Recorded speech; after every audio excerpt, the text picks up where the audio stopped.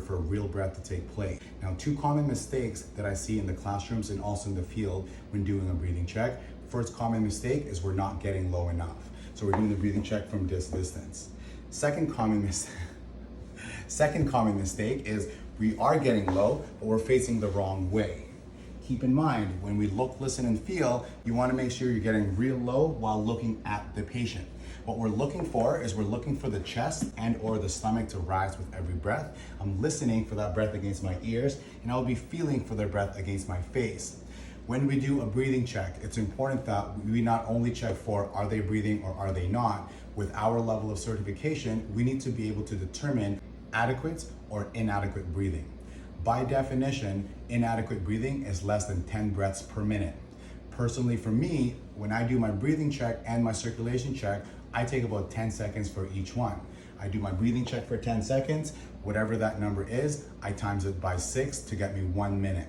So the number I'm looking for when I do my breathing check for 10 seconds is it 2 breaths or less.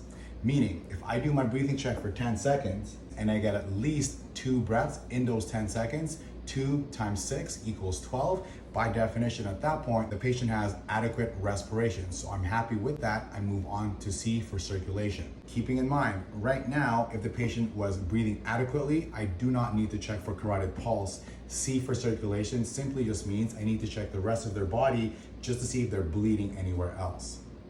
However, if I do my breathing check for 10 seconds and I get 1 breath, I times that by 6 equals 6 breaths per minute. That by definition is inadequate respirations. If we are in respiratory arrest, C for circulation does not mean that I'm checking the body for bleeding. C for circulation just means I'm checking, do they have a carotid pulse?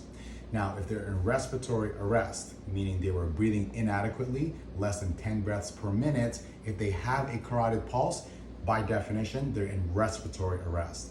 If I check for C for circulation and they do not have a carotid pulse, by definition, the patient is unresponsive, not breathing adequately, and they did not have a carotid pulse, that patient is in what's called cardiac arrest. It's important for us to know those two differences because our treatments will differ depending on what the patient provides us. So when I do the breathing check and circulation check, there are only 3 potential outcomes. Option A, best case scenario, if they're unresponsive, is the patient is breathing, and if they're breathing, safe to say they have a carotid pulse. My solution to that, going back to the very beginning of check, call, care, I've now done my check. It's important that I still would like to make the call. If I was by myself, I would use my cell phone to call 911. If we're in a dental office or any other clinic, when there's other teammates available to us, I would ask someone else to call 911. Keeping in mind, I've now done my check, I get my partner to make the call, and together everyone else comes here to provide the care for check, call, care. Medically speaking, if a patient is flat on their back like so, they are supine. If they're laying flat on their stomach, this is called prone. I want them 3/4 prone, otherwise known as recovery position.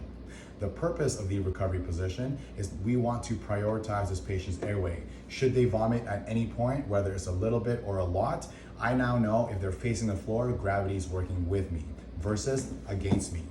Common theme of first aid when we're dealing with CPR, choking, bleeding control, a lot of first aid is the use of gravity working with you or against you. If I roll them in the recovery position, I'm now confident should they vomit at any point, their airway will not be compromised. Therefore, if we have an unresponsive patient and they are breathing, I would like to attempt to put them in the recovery position. So that's option A. B, or option 2 out of the 3, is that we do a breathing check. I like to check for 10 seconds, and let's just say the patient was not breathing adequately, which means in the 10 seconds that I counted, it was less than 2 breaths. If they're inadequate breathing, they're in respiratory arrest. The solution to that is we need to provide artificial respiration. All right. What I'm going to show next is how to help a patient who is in respiratory arrest using what's called a bag valve mask or a pocket mask. There are 3 parts of the bag valve mask that we need to discuss: the bag, the valve, and the mask. So first and foremost, one of the small changes with Red Cross protocols is if you have the personnel for it and you have a bag valve mask, you would like to dedicate at least 2 personnel for breathing for this patient. First person's job is simply to hold the mask in place. Second person's job is now squeezing the bag and also attaching the oxygen to the tube here at 15 liters.